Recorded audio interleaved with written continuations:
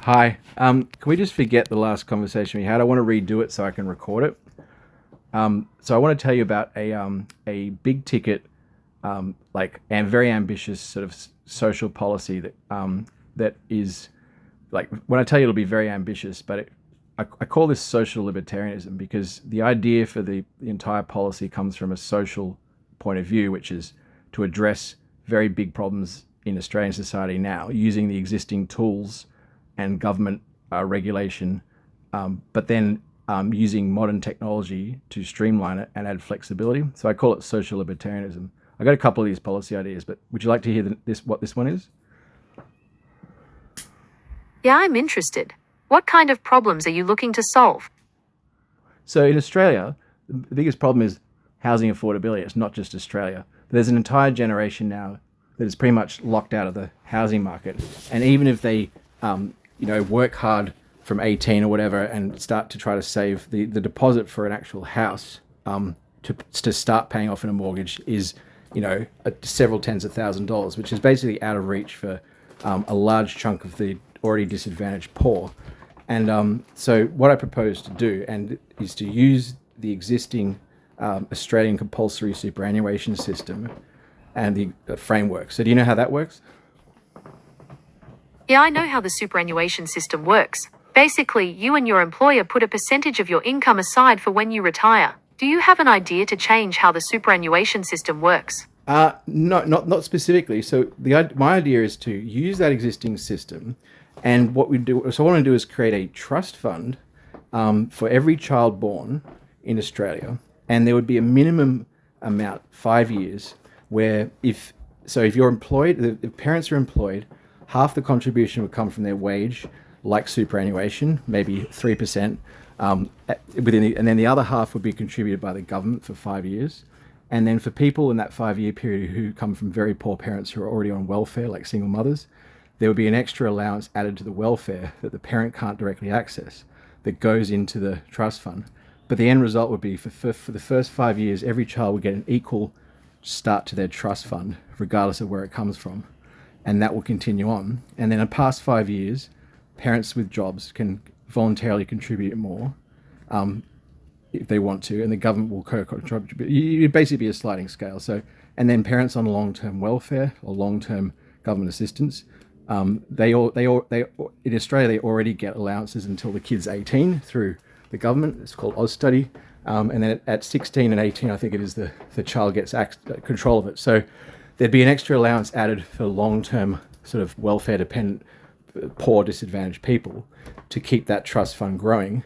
But there would be room there, So, for the first 5 years, it would be the same for every child. And then that trust fund would be accessible not at 18, but say around age 30 for the main purpose of providing a deposit for a house loan. But that wouldn't be the only. So people have already talked about this, but what I would propose is to have it mainly targeted for a deposit for a house, but that not being the only way and reason you can access it. So that's where the libertarian part comes in. How's it sound so far?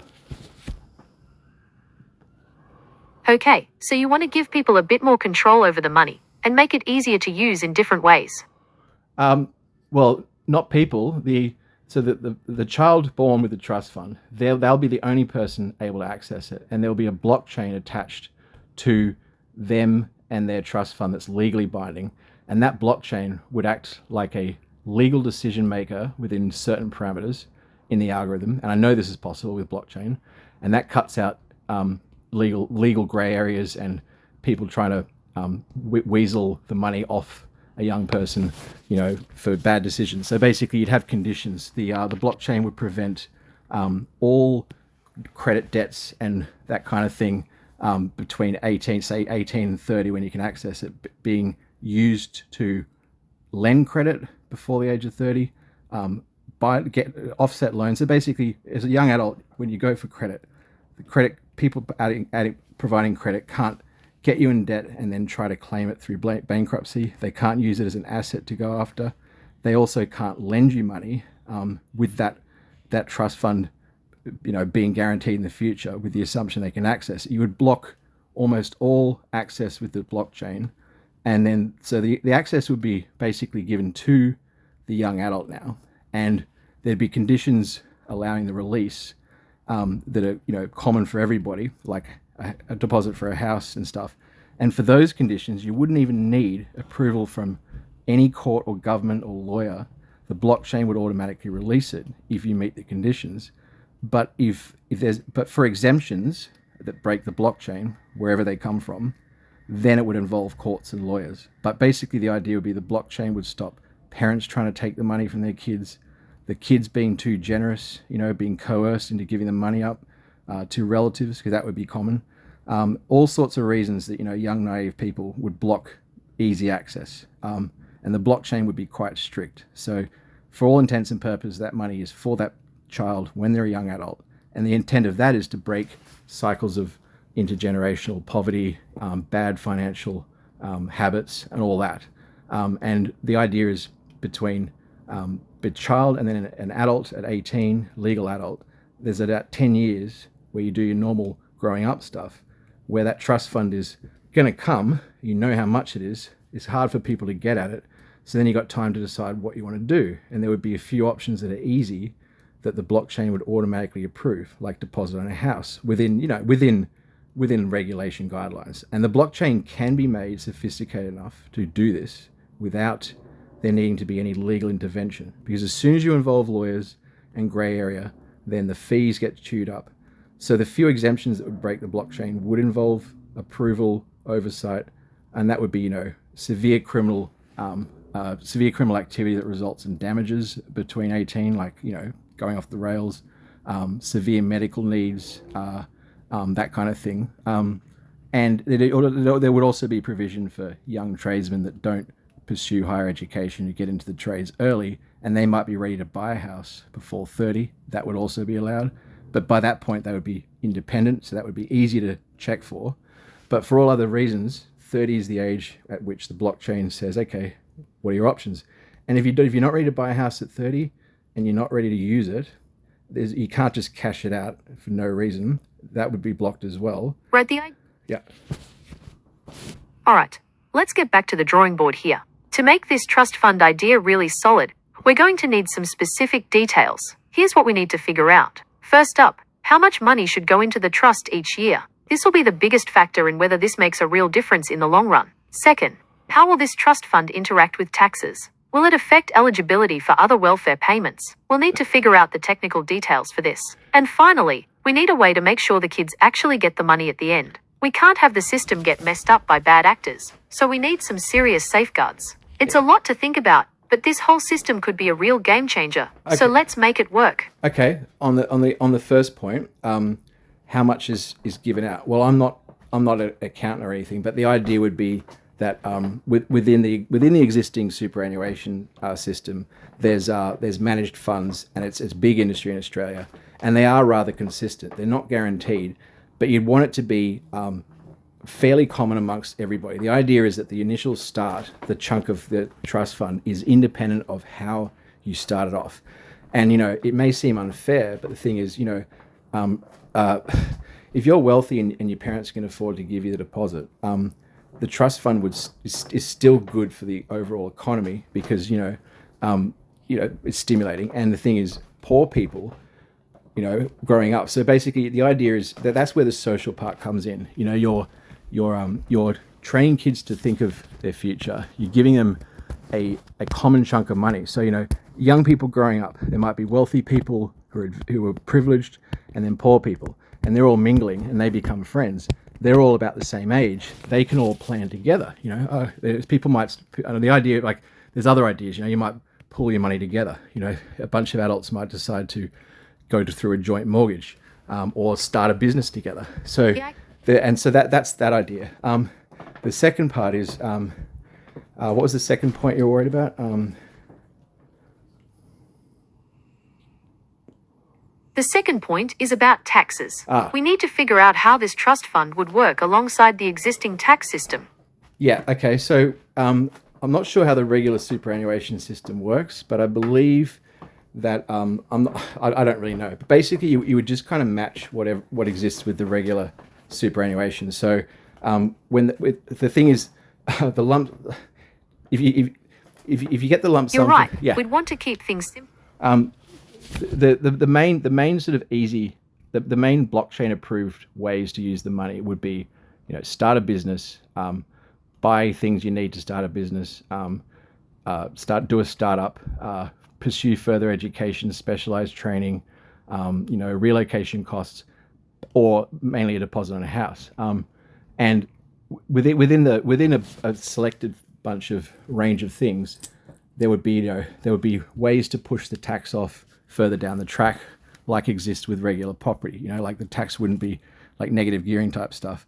And starting a business. But yeah, basically you'd figure that out. But the thing is, this initial lump sum would be pretty much common to most people, because the superannuation system funds would be rather evened out. So if the market goes up and down with investment with the superannuation, you want it to broadly affect most people. You don't want too much choice by the parents in super fund initially. You want that to be fairly. The whole idea is, that's the social part of this. But then once that money becomes available to a young adult at 30, well then, instead of just being just for houses and that's it, there'd be options. If you're not ready to use it, you can just start. If you're not ready to use it at 30, then the money automatically goes into start your superannuation, so you can keep growing it. So the system would just go from the trust fund, it gets released. If you don't have any specific plan to use it, or you're not ready, it just goes into superannuation as an adult, which you'd already have. So that then jacks up your super. And you may never use it until you retire. So if you have means to get a deposit for a house other ways because you're privileged, then it goes into this means you can retire more easily and not be a burden to the government in the future. So everybody kind of wins. This is designed to give the future generation means to get a property which they otherwise won't. No side of politics seems to be able to fix this, left or right wing. And I feel like it combines enough aspects of social left-wing policy and libertarianism using investments and the things right-wingers like, that it kind of pleases everybody. And really at the end of the day is the future generation wins, regardless of how they started off, because separating 18 to 30, 10 years is enough time for young adults to decide what they want to do, make mistakes, do some education, figure out what they want to do. Young adults can plan for how they want to use this money within the framework, and if they have wilder ideas, then they can also plan to break the blockchain and get official approval for something outside. But assuming you do something that's within the blockchain's self-approved thing, then the blockchain would legally release that money and act like a legal entity with an algorithm with no outside interference. So when you turn 30, if you're doing it for you and there's no coercion, no questions of whatever, or the questions of thought, the blockchain would also block most obvious ways that people could try to coerce the money out. Close relatives, people trying to get you in debt.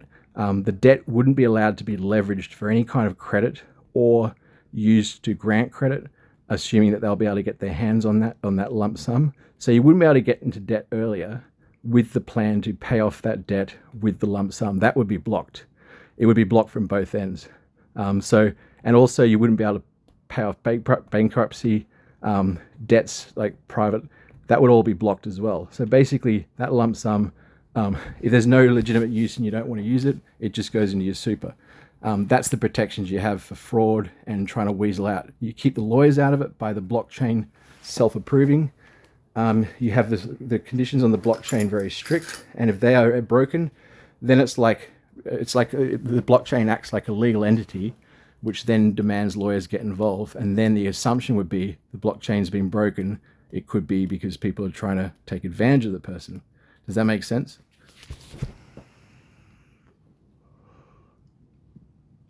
Okay, I think I understand what you're saying.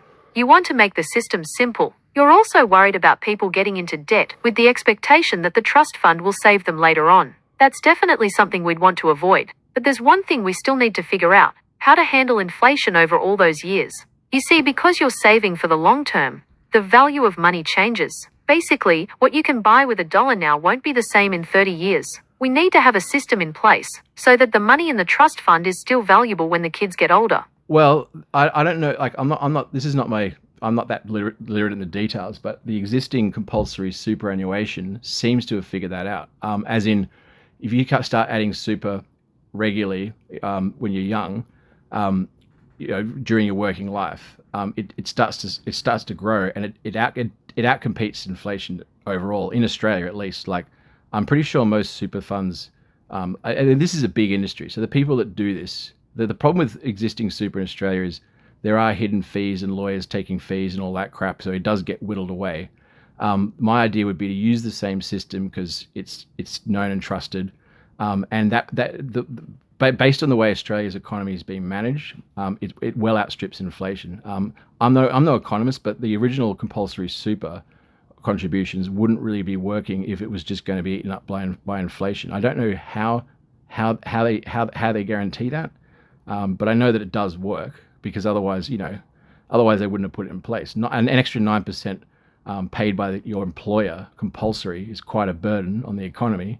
And if it was a complete failure economically, then they wouldn't do it. So I don't know how it works because it's not my expertise, but I'm assuming it works because compulsory super works. Is that a fair reasoning?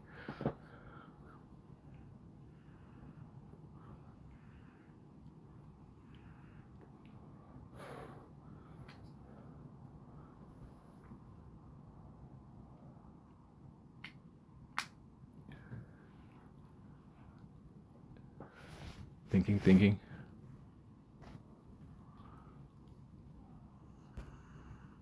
That's a fair point. Let me know when you're ready to dive back into the details of your trust fund idea. Continue with your point. I cut you off. Sorry. What were you going to say?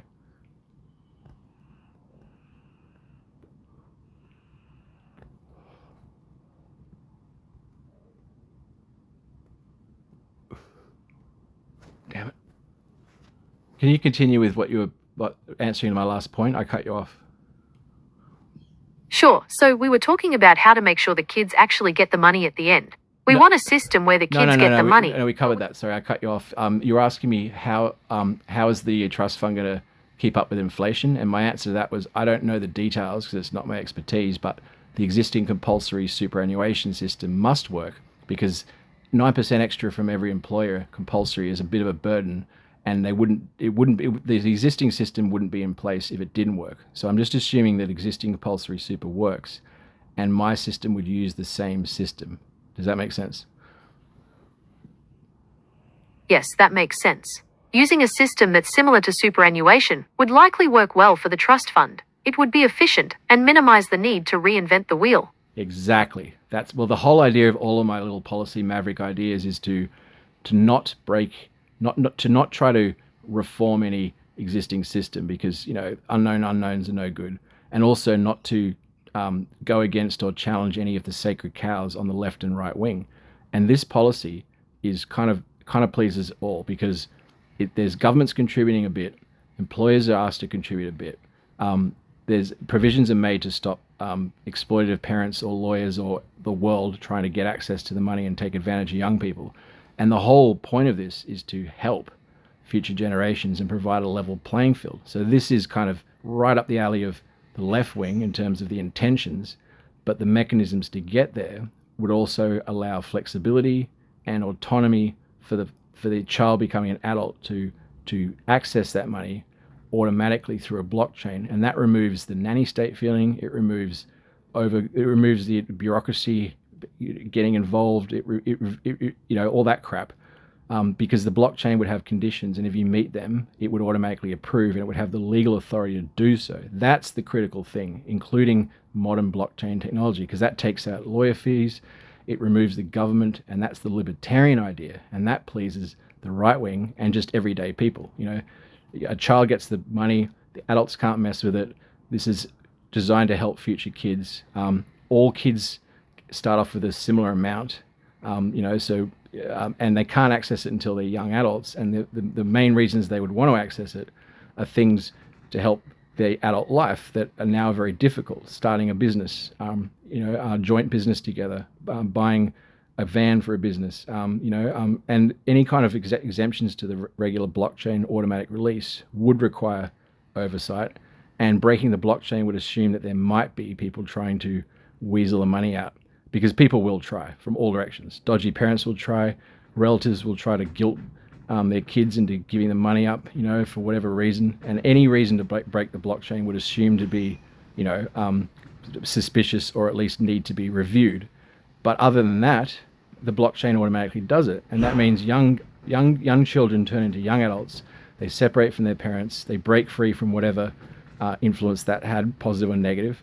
And then young adults around the same age have a similar amount of trust fund to access, and that puts them on a level playing field. So it is a very equitable way to level the playing field, despite the disadvantage in terms of how you're born. And I feel like it goes further to try to break intergenerational poverty, because it prevents parents from being able to access this money, and use it on behalf of the kids. So the governments of Australia already give a lot of incentives for children, especially to people on welfare, but it goes directly to the parents with the assumption they're going to use it wisely for their kids, which I think is a bad assumption. So I'm not saying get rid of all that existing help, but maybe reduce some of it to offset the cost of this, and also ask employers to contribute a bit as well.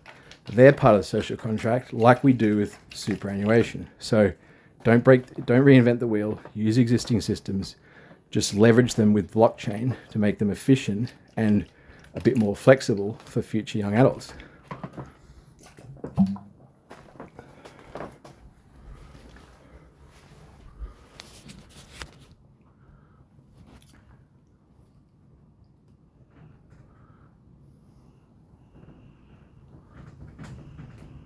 That's right. You want to use a system that's already in place, superannuation, and adapt it for kids. The idea is that by giving everyone a financial boost when they're young adults, you could break the cycle of poverty, and using blockchain technology could make it all happen more efficiently. How about we brainstorm some names for this plan?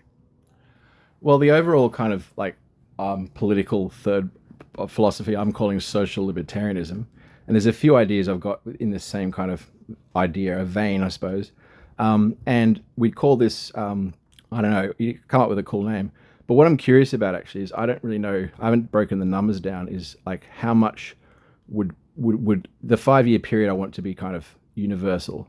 So, if parents are employed and they're a bit better off, they contribute through their employer, like super contribution, and the government co-contributes. And then if parents who are not well off, who are dependent on the government already, then they add a bit extra welfare into the trust fund. So there should be a 5-year startup that's kind of universal, regardless of where it comes from, for all kids.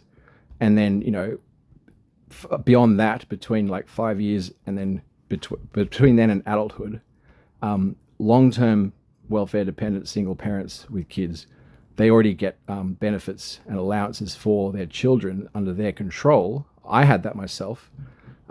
It's like it's a part of welfare. And then I think from memory, it was like 16 or 18, I started to get control over it. It came into my account. So that would all happen. But then the extra contribution in that case would come from the government.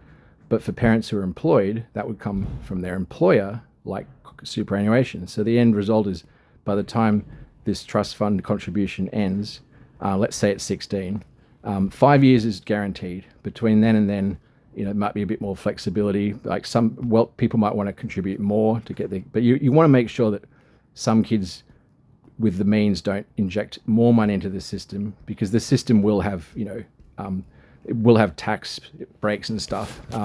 You don't want to provide an easy way for wealthy people to invest money because they will find it. So you want to kind of prevent the maximum amount. The idea being that all kids, regardless of where they come from, have this independent little trust fund nest egg for big ticket things to get going. Because the reality now is like the cost of getting a deposit in a house is well out of reach now from even the average to like double income parents now can barely afford a deposit, and they're going to be in for a 30-year mortgage in Australia. And most of them can't even afford more than one kid. And that's ridiculous. These are big societal problems. So my idea is to address one of those by, taking the equation out of, and just make it very difficult to touch and make it automatically accessible by the future adult for a flexible bunch of reasons That's the libertarian part. You don't want it to be a mandatory thing that's only goes for houses and that's it. You want a bit of flexibility. And superannuation already has the system to manage this money, and there's already questions about fees, legal fees taking it away, but the blockchain can answer most of those. Absolutely. It could automate a lot of the processes that normally involve paperwork and legal fees. All right, since we're talking about giving kids a financial boost, how about something like Next Gen Fund? That sounds good. Or, Next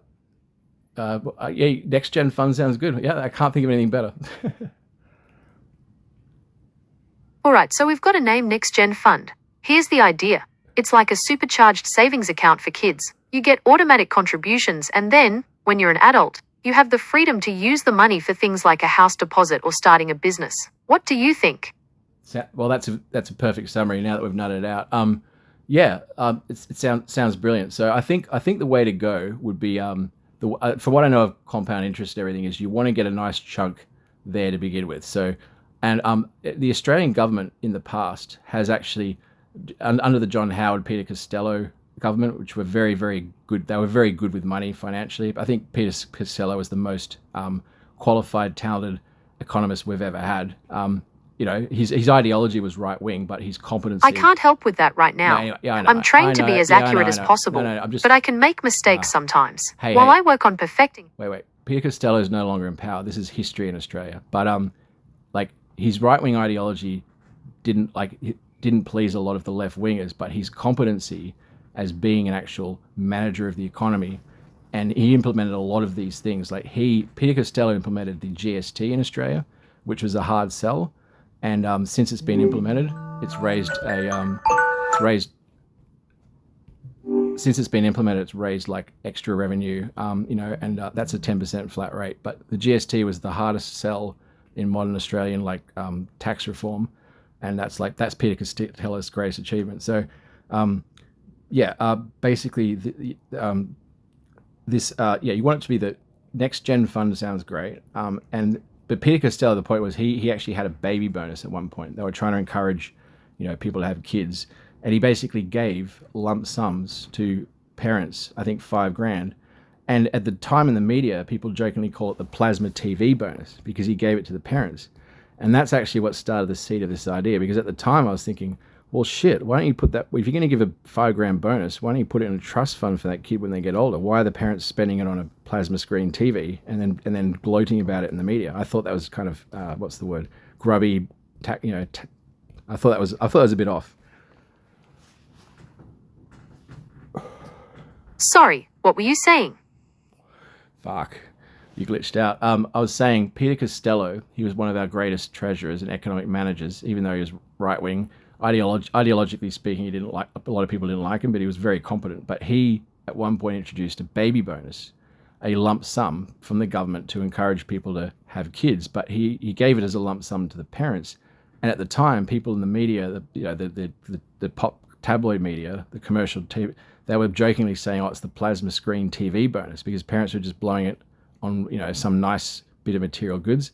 And back then, I thought that was kind of a bit distasteful. And at the time, I thought, well, why doesn't he start a trust fund for every child born rather than giving it to the parents? And I didn't pursue it any further. But that was like 15 years ago. And recently, I've thought of the idea again because now we have blockchain to manage it, and it can be more flexible. But the government in Australia has actually just proposed giving a lump sum, from my memory. I don't know if they've done it since, but the government could start off a lump sum for every child born to get this trust fund going, then contribute via super till the child's 16, and that could turn into $50,000 or something. And that's a good start for a deposit on a house or whatever at 30 years old when the child can access it. That's a great idea. A lump sum payment from the government could kickstart the whole process. And then ongoing contributions, possibly through superannuation, could make the trust fund grow even bigger over time. It's kind of like giving kids a powerful financial tool to set them up for the future.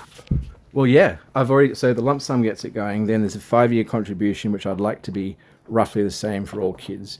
And depending on what the financial situation is of the parents, that would come partially from the employer with government contributions, or all from the government in the case of like very disadvantaged people. But the end of the day is there'd be 16 years of contributions like superannuation to grow the trust fund, and then compound interest and management with the investment would grow it.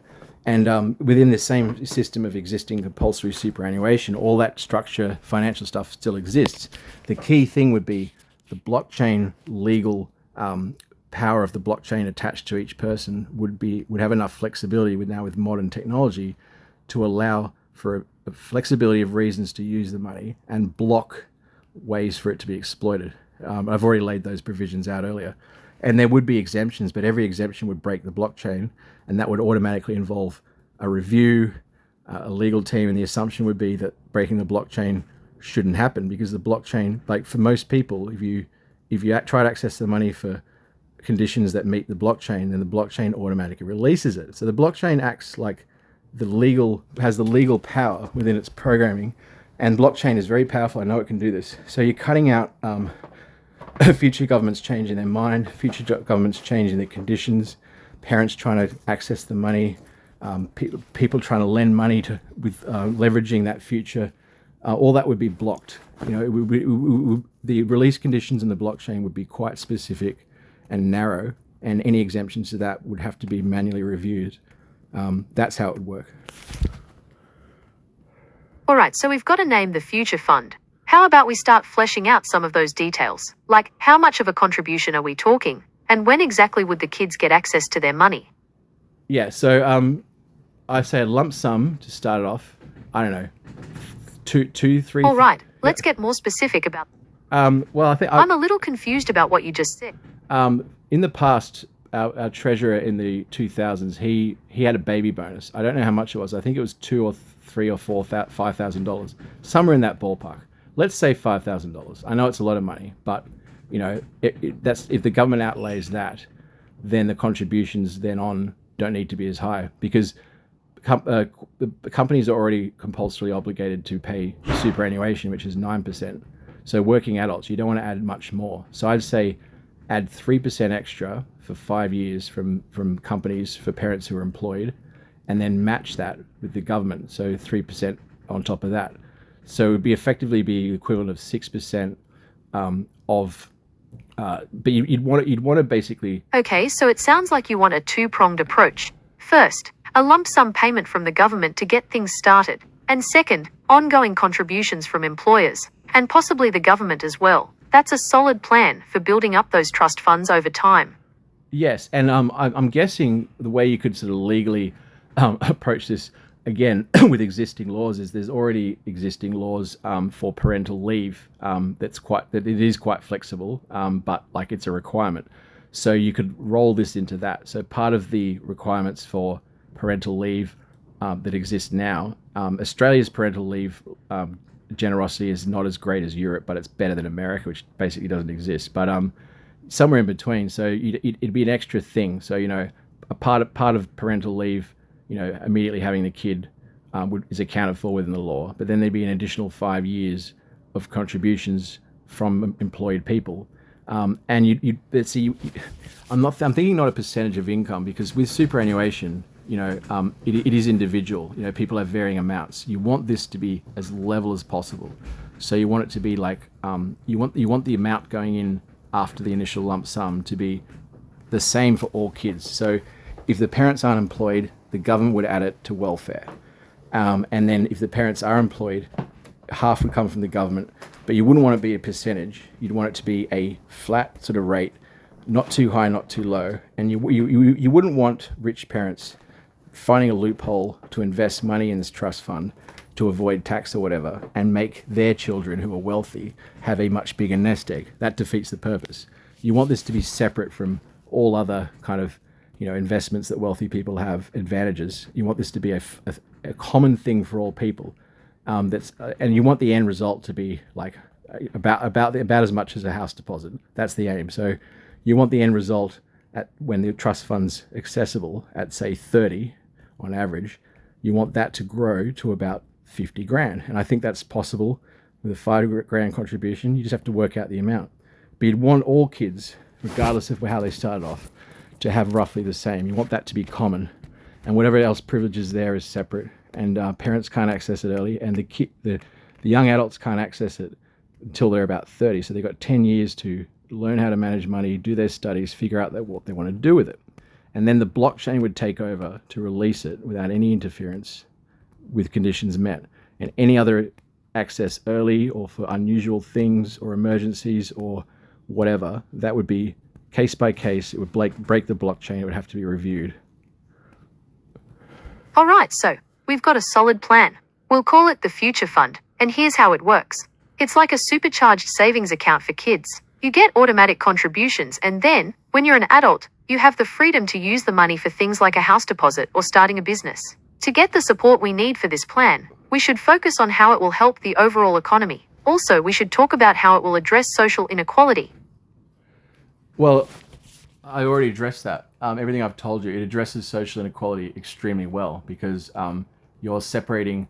The idea of this is to actually try to break intergenerational poverty, because if you're disadvantaged, the government will help out single parents, but a lot of 18-year-olds, they go into life as a legal adult, and they don't have the financial literacy and stable families, and they get themselves in financial trouble.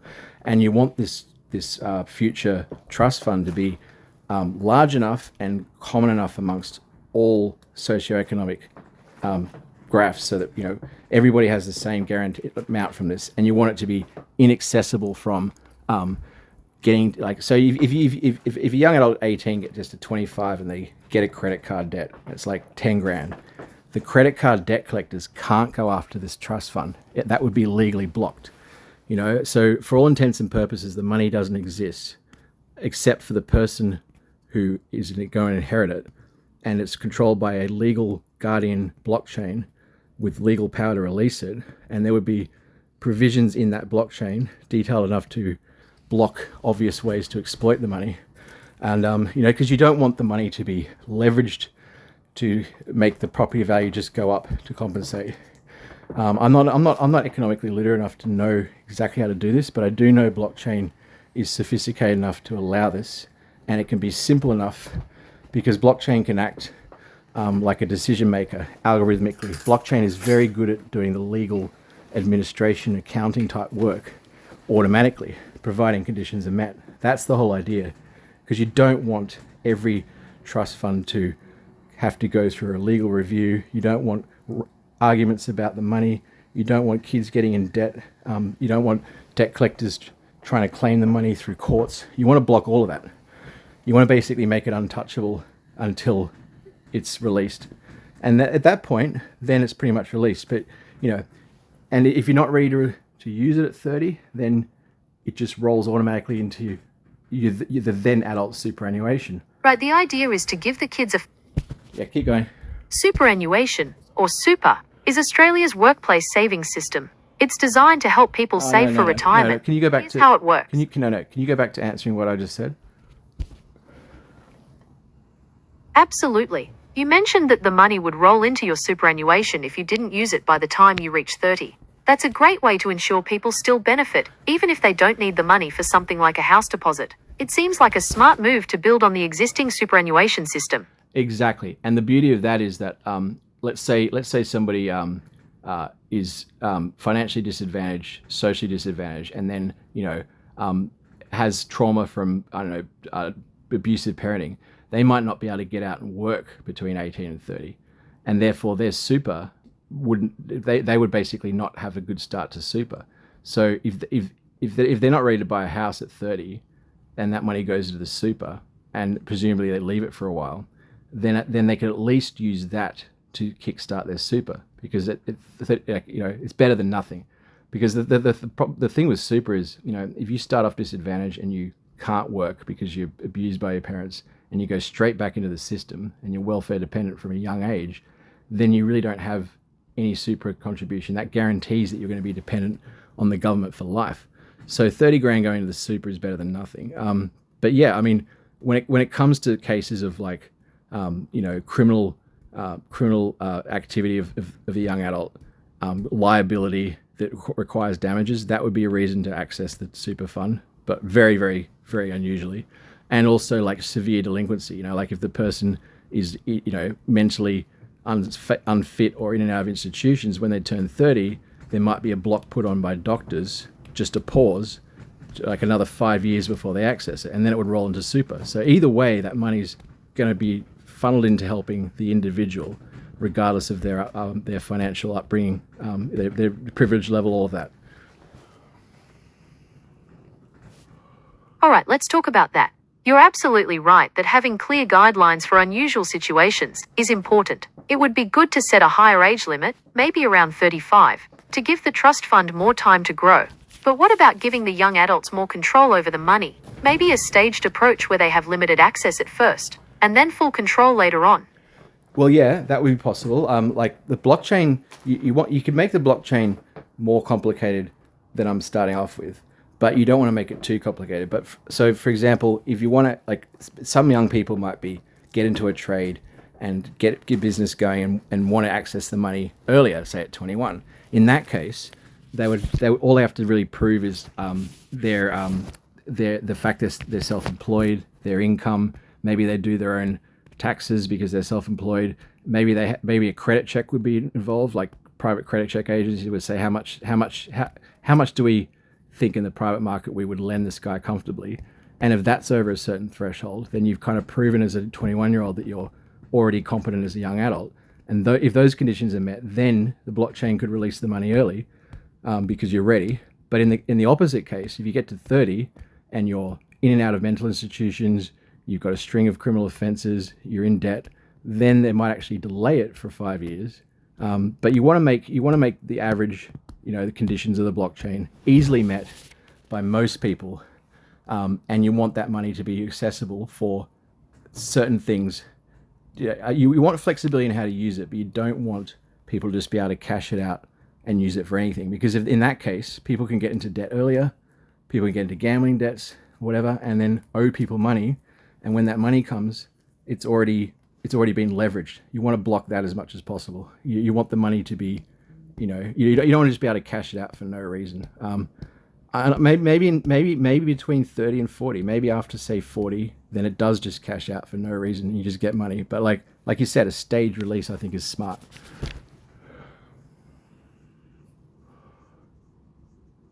All right, so we need to find a way to make sure the money can only be accessed for certain reasons, like starting a business or buying a house. This way, we guarantee it helps them get ahead in life. Do you have any specific ideas for what kinds of things the money should be able to be used for? Well, I've figured out already what things that should be blocked, like paying off private debts beforehand, private debt collectors trying to access it. That should all be blocked. Close relatives shouldn't be able to access it, because it would be assumed they're coercively trying to get to it. It would be accessible for investment in like a managed asset fund, like shares. That would be one option if you don't want a house. It could be accessible for relocating overseas. It could even be accessible for starting, say, a startup or a charity. If you've got 30 grand to start a charity and you find extra funding from charity organizations and you want to go for a non-profit, that could be another way to access it, because assuming you qualify. There could be a whole range of things, but exemptions to all of that, like unusual things, would break the blockchain, and then it would have to be reviewed, go through some kind of review process just to make sure nobody's trying to screw these people out of their money. So, but yeah, the encouragement would be a house, but like not everyone wants to buy a house, and there'd be flexibility there. Also, you'd want to encourage close peers that have grown up together to start a joint business. So you might be able to get together and have a bigger business proposal and release the money together for a larger, more ambitious thing, those kind of things. All right, so we've got a solid plan. We'll call it the Future Fund, and here's how it works. It's like a supercharged savings account for kids. You get automatic contributions, and then, when you're an adult, you have the freedom to use the money for things like a house deposit or starting a business. To get the support we need for this plan, we should focus on how it will help the overall economy. Also, we should talk about how it will address social inequality. We're going in circles. I've already addressed that.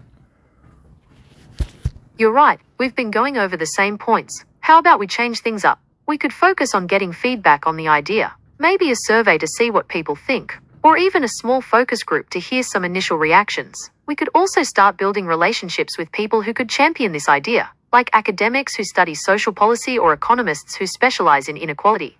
Beautiful. Could you take a summary of everything we've been discussing and give me a summary so I can then put it through PowerPoint? Because I can remember this. I'm just not very good at keeping structure when I present it. So can you just like bullet point things I've said? So initial lump sum, blockchain control, conditions on release, blockchain automatically releasing, using the super fund, that kind of thing. Could you summarize that for me?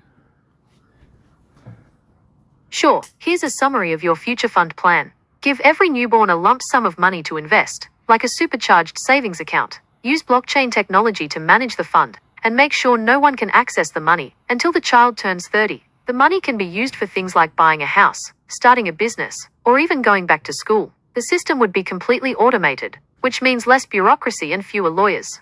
Let me know if you'd like me to add anything else.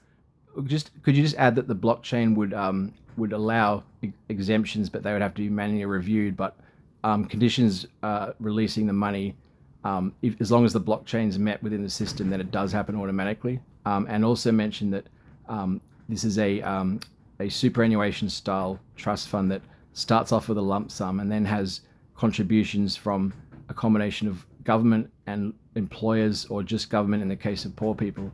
And the end result is that every kid, regardless of how they start, ends up with roughly the same lump sum. So that's the idea of social equity, is it? And and the access period would be 30 without exemptions. And if you want to access it younger, you have to prove that you're financially competent, you've got a good credit score, and you're already going, and then that'll qualify. But roughly speaking, access it when you're 30. If you're not ready to use it, roll it into your adult superannuation automatically. Yep, that's right. Superannuation would be the automatic fallback if the money isn't used according to the plan you've set out. Okay. This adds another layer of security to the whole system. Beautiful. So can you re-summarize from the beginning, adding those extra points that I just added then? All right, here's the updated summary of your future fund. The future fund gives every child a financial boost, no matter their background. It starts with an initial lump sum payment from the government for each newborn. There are ongoing contributions to the fund, like a superannuation system. A secure, automated system, likely blockchain-based, would manage the fund and enforce strict rules about who can access the money and when. The money is primarily for the kids when they turn 30, but there are ways to access it earlier for things like starting a business or buying a house with strict conditions. If the money isn't used for those purposes, it automatically goes into the child's superannuation account. This whole system is designed to be as simple and fair as possible, minimizing bureaucracy and giving kids a better chance at financial security. How does that sound? That's pretty good. The summary should be a summary. That's about as detailed as we want. Okay, thanks. I will grab that summary and then run it through PowerPoint and try to do an edited version and see if I can send it off to some academics, see what they say. Sounds like a plan. Let me know if you need anything else. Thank you.